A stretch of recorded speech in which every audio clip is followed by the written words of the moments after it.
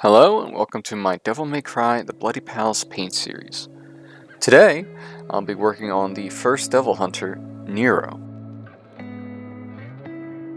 I start off like any other model by going ahead and trimming off mold lines.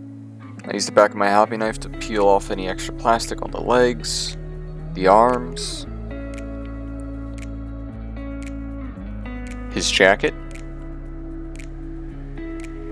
around his weapons. You'll find a bit around the head. You want to be careful so you don't accidentally cut off any details. Just enough to make it smooth. I prime the model with uniform gray, a more neutral color compared to a pure white coat or a pure black coat. A bit of an in-between. I start off with Underdark Indigo. I go ahead, water the paint down, and apply 2 thin layers of this blue paint to the entirety of his coat. You can really just do the whole thing except the shoulders, which have a different padded material. I follow up with Necromancer Cloak, and I do the pants, which are a dark denim-like material, the boots,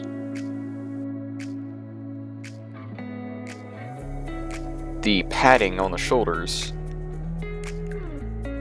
as well as the folded up cloth around his elbow and his glove. Note the glove is fingerless. With some Minotaur hide brown, I go ahead and sort of give a very light coat onto his sweater that he wears underneath of his jacket. With gunmetal, I coat each of his metallic accessories, starting with his prosthetic arm overture, his gun, the blue rose, finally his main weapon, the red queen. You also want to get the little bits of details that would be on his jacket. Next I do the skin with barbarian flesh. I'm not the best at making skin tones, but I do the best that I can. I very carefully get each bit of flesh, as well as I can. Make sure it's watered down so that it does not become too chunky.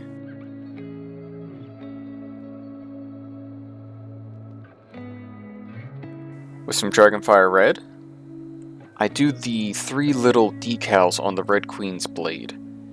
These represent the 3 max act gauges, as well as the handle. Just the top part, the rest is metal.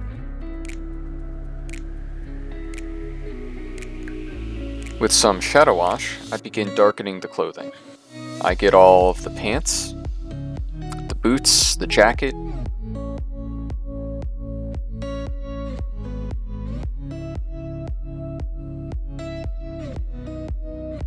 you gotta make sure you get all around there. You want it to really stick out. It doesn't change the color too much as it does fill in gaps and sort of gives it a little bit of texture and shading. Make sure I get all of these sort of checker pattern shoulder pads that he has, as well as all the metal.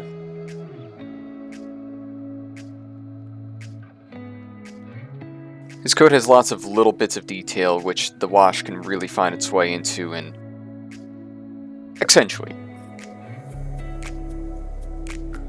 You don't want too much of the wash gathering in any one place, so kind of pull away from it with your brush if you have to.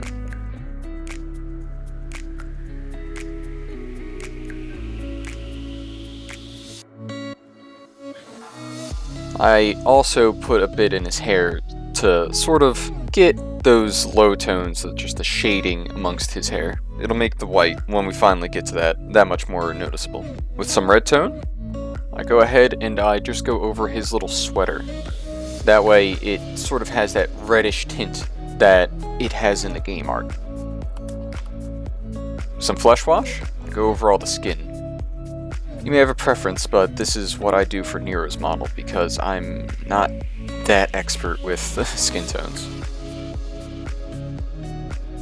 With some frosted blue, I go ahead and I begin painting overture blue.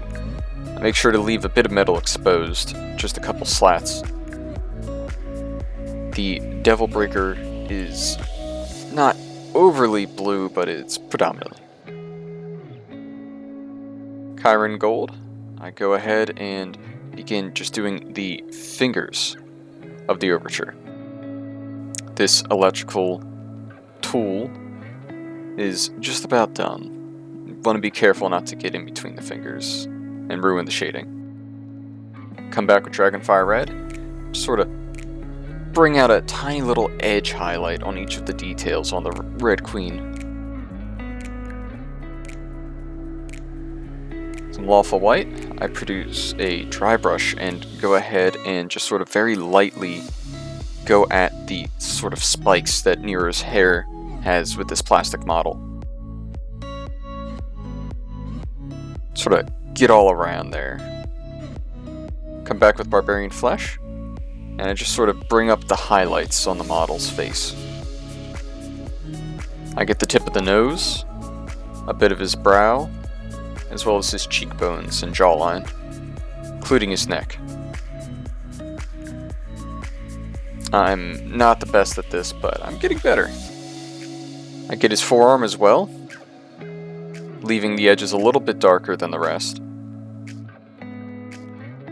I mix it with a bit of that Lawful White that I had brought up earlier. Just get the very tip of his nose and the finer details of his brow and jawline.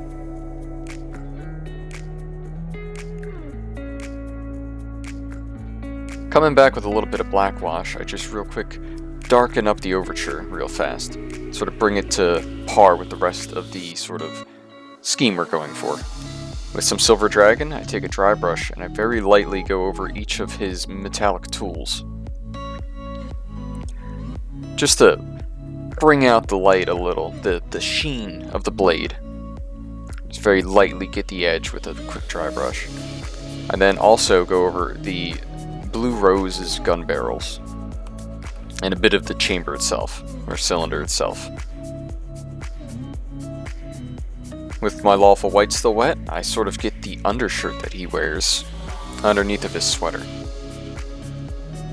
I also hit this with a quick shadow wash so that it can just sort of darken back down to the rest of the model. To that, I bring out my matte black and I begin just coating the entire base with this. I also come back with the same Underdark Indigo that I had used to paint the jacket and sort of use that to mark the edge of the base of the model so that you can tell which direction he's facing, which is very important for the gameplay. And with that, your model's pretty much done. I didn't exactly nail down the correct skin tone, but that's something I could work on later. You don't have to follow this to a T, but I think I did a pretty good job here. If you liked the video, like and subscribe. Otherwise, I'll see you in the next video. Y'all have a good one, and I hope I exceeded your expectations. Nero, the legendary deadweight.